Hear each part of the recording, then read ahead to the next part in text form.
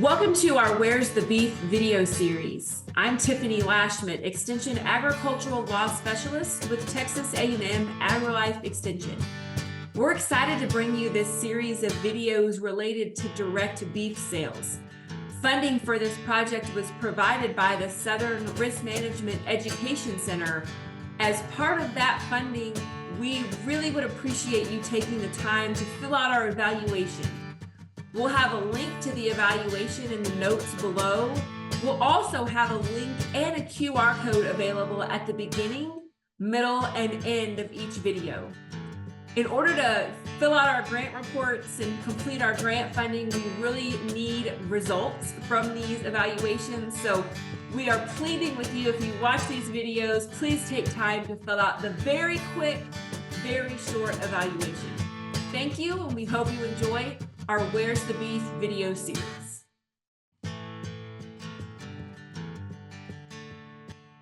Our beef business is called 111 Beef Republic, and we're owned and operated out of Bridgeport, Texas. Our main entity started November of 2020, and we've transitioned into now having a full storefront in Bridgeport on the historic little downtown square area. Our cattle operation is actually around 1,000 females that we run, and our main goal is to raise show cattle. So with that, we also have a group of Herefords, and the Herefords that don't quite make the cut into being sold to a youth 4-H or FFA member go into our custom feeding program, and then we market those as our 111 Beef Republic. Our customers are very broad. I would say we started it more with the moms. The mom group started picking up our ground beef and roasts, and then we've kind of, luckily this summer, gotten into a group of men who love to grill. And so we have some grill fanatics, that's locally speaking. We also ship our product nationwide, and that's just been word of mouth through friends and family is how it started, and then it's kind of blossomed through the social media channels. Generally speaking, our marketing, we do local marketing through sponsorships with baseball teams, dance teams, local churches. We'll help with their fundraisers, put our logo on it. But we also really hit social media as hard as possible. Our marketing through social media kind of tell our story of agriculture. We try to talk about the ins and outs of how we do it and why we do it and what we do, and that really kind of resonates with people who are interested in where their food comes from. So our social channels through Instagram and Facebook is all that we utilize. We just try to connect with people rather than educate and tell them things. We just try to connect and make them feel like they're part of us and part of their food source. Yeah, to connect with the consumer, we share a lot of pictures and videos of our kids and of us. If we're weaning a group of cattle, we go ahead and show us processing. We show us giving shots, castration. We kind of talk about it and say why we're doing it. One of the smartest marketing moves I think I made was putting our 7-year-old in a 111 Beef Republic t-shirt. If you want someone who can be a champion for not only what they do, but also their parents and being proud, put your kid in your logo. Yeah, originally we started this with just the thought of shipping and offering local pickup at the ranch. We thought it would be a great idea to bring people to us, and it did work, but with just one person manning the business, it was very time consuming and also kind of a juggle with just communicating with people. And as the business grew and it's more than 10 families that you're coordinating local pickup with, it became a challenge. So downtown storefront was available. We jumped on it. It also gave me a ranch office, so I'm not just doing all of the paperwork from home. It gave me a spot and gave our guys a spot too to come do paperwork or whatnot. But we opened the downtown storefront in April of this year, and we're just open 3 days a week, so it's still not every day, all day. But we've kind of trained our customer to understand our hours, and they pop in. They can still do an online order, and we'll have it bagged and ready to go for them, or they can come in, kind of see what cuts we have in stock and shop it just like you would any other retail meat market. Yeah, we juggle all of it. We offer wholes and halves. I wouldn't say that that's been our main niche. That wasn't really what we were wanting to do, but we do offer it if someone wants it. But we offer custom, just you can purchase per cut, you can purchase a monthly box that I try to switch out with more seasonal cuts. If it's a grilling season, then I'm putting steaks in it along with ground beef. If it's winter, we're putting in roasts, kind of more slow cooking cuts. So those are kind of our two avenues to purchase and how we sell the beef. Yeah, the way we have everything set up, it's a full-time job. This is really what my role has turned into. This isn't just work it every couple days. If you want to be seen and have nationwide shipping, then your social media has to be on point, your marketing has to be on point, and that's a full-time job in and of itself. And then inventory management, if you're going to have a storefront, somebody has to be there. If you're going to sell wholes and halves, you need to be available to take phone calls, listen to customers, get the beef back in, deliver the beef. There's more to it than one would think. Slaughter facility selection, I feel very fortunate for our path to our facility. It was prior to COVID hitting. It was actually 3 days before they shut down the Houston Livestock Show. It was our last visit. We had picked out 4 or 5 that were within reason of us driving to, and we had gone to 4, and this was our last stop, my husband and I. And we met with them. They're a 3rd generation family-run operation, just good people. You felt good when you left. You felt like that's who you wanted to do business with. They do this kind of work for others. So they had some sample work that they had done for another guy that does some grass-fed beef.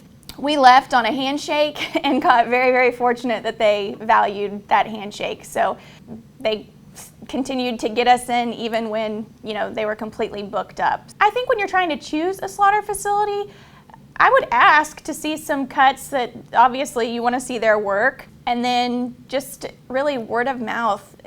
People can always tell you if they had a bad experience somewhere, but also reach out and see who's had good experiences. If you're local, obviously it's pretty easy, but if you're having to source a USDA certified slaughter facility, I think just word of mouth and then meeting them and a handshake and making sure that they're the people that you want to work with. That was also set up with this facility. They told us, go ahead and book out 3 to 6 months.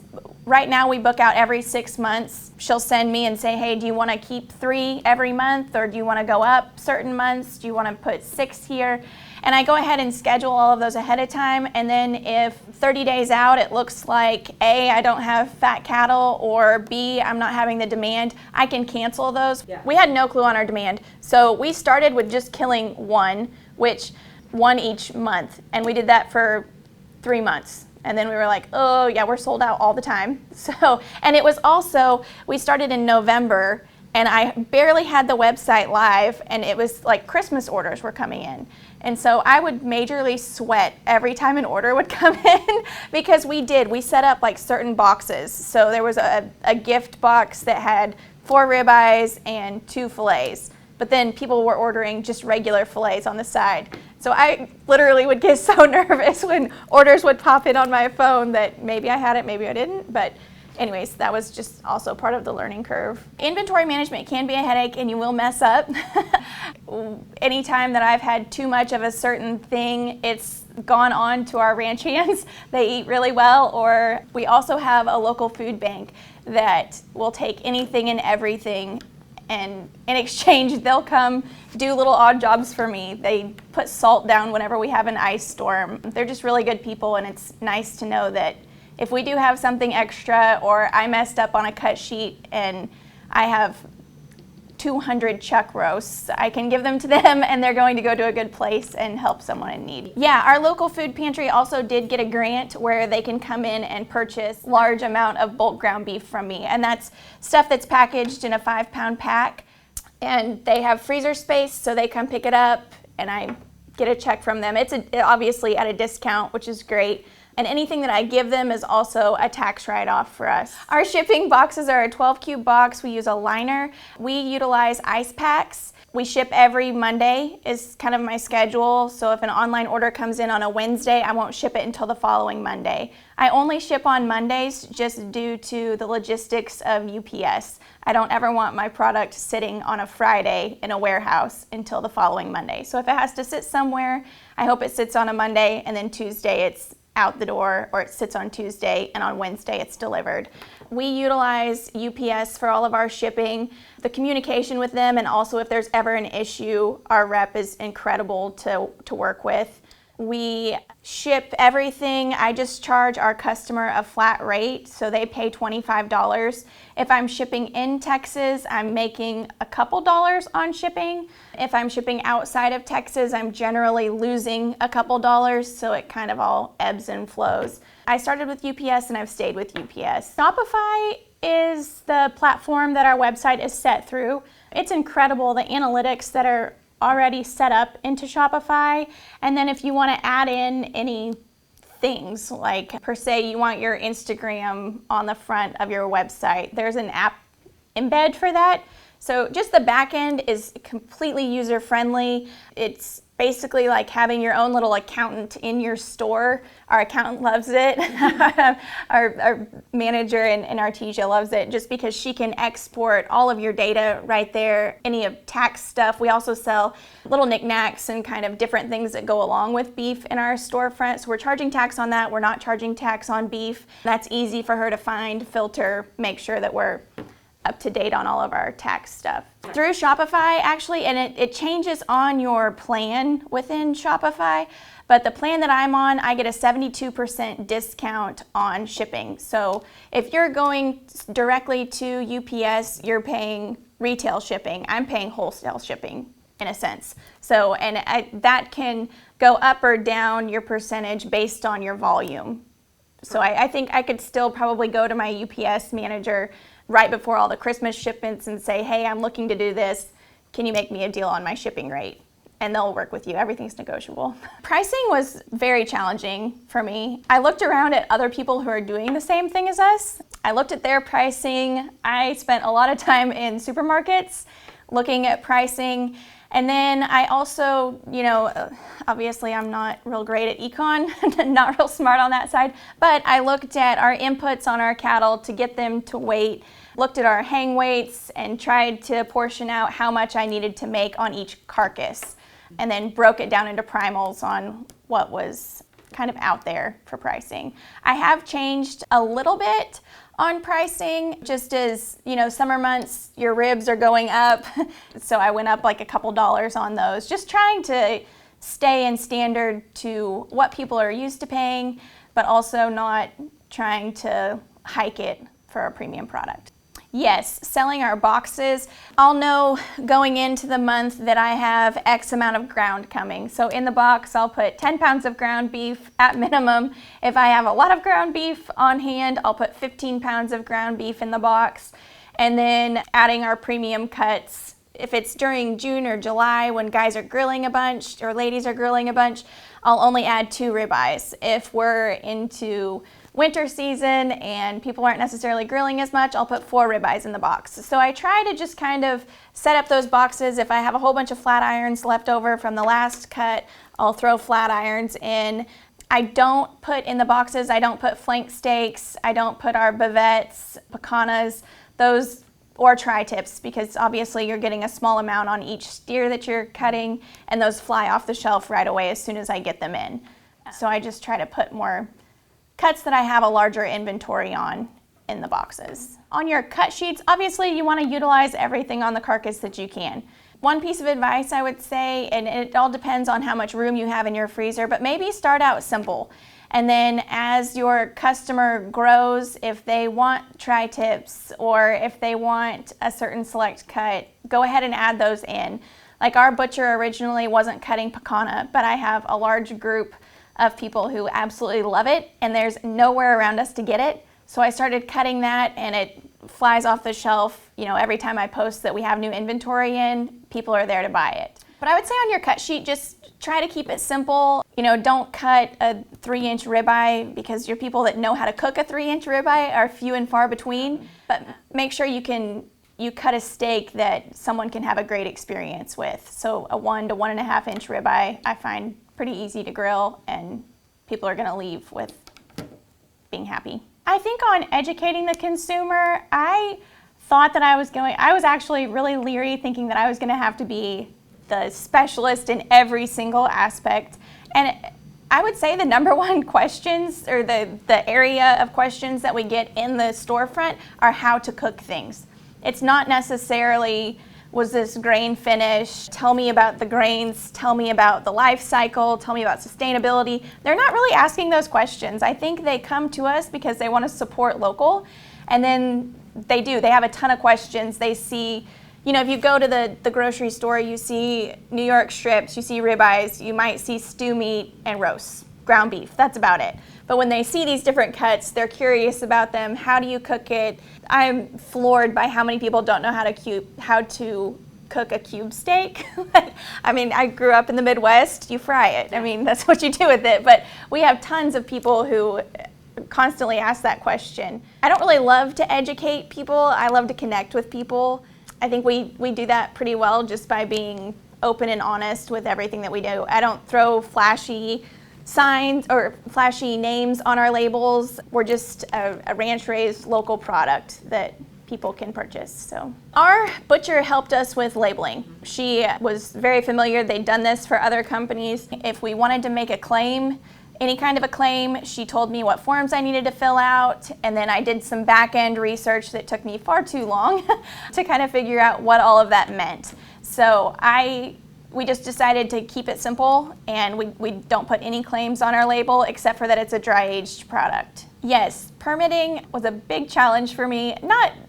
It's not a challenge to do, it's very simple to fill out, but finding the right person and the right permit to get, I ended up actually getting 2 permits, and that's how I got in touch with my friend at the department that went ahead and told me, hey, you don't need this one. She reimbursed me, and we're good to go. But that was a challenge. When I talk about connecting with our consumer, we try to do, which I think we'll end up doing them twice a year, a dinner at the ranch where people purchase a ticket online that allows them a seat at our long table. We have it in the pasture, open, no covers, just string lights. First one, we partnered with a local whiskey company, so they came out. We actually got to custom create or co-brand a bottle with them, so it's the 111 Beef Republic bottle. So neat. But that was so fun just to bring community together, bring people to the ranch. It was at dusk. The cows, it was in a pasture with pairs, so people got to come up and cattle were right there, and it was a neat event. One lesson that I learned the hard way, we sell bulk ground beef to a restaurant in Decatur, which is 20 miles down the road. And in doing that, they've co-promoted our brand quite a bit. Their servers wear our shirts if they want to, they have hats, and it's a really neat opportunity to have our brand showcased. I wish that I would have realized to make a fact sheet for all of their servers, because in wearing our apparel, they get asked questions all the time about our beef, and they don't necessarily know the answers. In fact, none of them know the answers. They're really great people, but they're servers, and they're there to do their job, not talk about beef. So one of our lawn guys was there eating, and the server told him that it was cage-free beef. And poor Harry, he said, let's not say that again. So after that, I thought about having a field trip and bringing them all out, but they're in the same, a hard spot with retaining employees. So I ended up just making a really quick fact sheet about where does the beef come from. Here are some buzzwords. If you want to say buzzwords about it, it's local, it's dry aged, it's Hereford beef, it's raised right here in Wise County. Those are the kind of words to bring in with our product rather than some of the crazy organic, all the other buzzwords. Cage free, yeah. Differently, which in retrospect, this is how we started, but I wish that we would have had the downtown location to start with. So we ended up investing a lot in stand-up freezers, and during COVID, you couldn't get a stand-up freezer, so those were quite the hot commodity. So I set up, our whole business at the back of the ranch in this apartment complex that we have with all of these freezers, and then a year and a half down the road, we completely, kind of twist on it, put in a whole walk-in freezer with merchandising doors, and it was just a hassle of, I wish that we would have had that structure set in place in the beginning, but I think it's all just part of the process, and realizing that any entrepreneurial business is going to ebb and flow and change, and you just have to learn to go with it. I think advice I would give to people is just be approachable. Through like the first set of customers that I had that were all fellow moms at the church, I didn't know any of those women, and women can be weird to make friends with, but just being approachable and letting them know who you are and what you do goes a really, really long way. And it goes a long way in retaining customers. It goes a long way in word of mouth of people saying, hey, just call Marissa, just get on their website. It's from her, it's from them. Just putting a face to your product is what we're trying to do here. I think anyone who wants to start a branded beef business, that's your niche, that it's you. And that's what customers want, is they want to know where it comes from and who it comes from. So just making sure you're approachable and kind and easy to work with.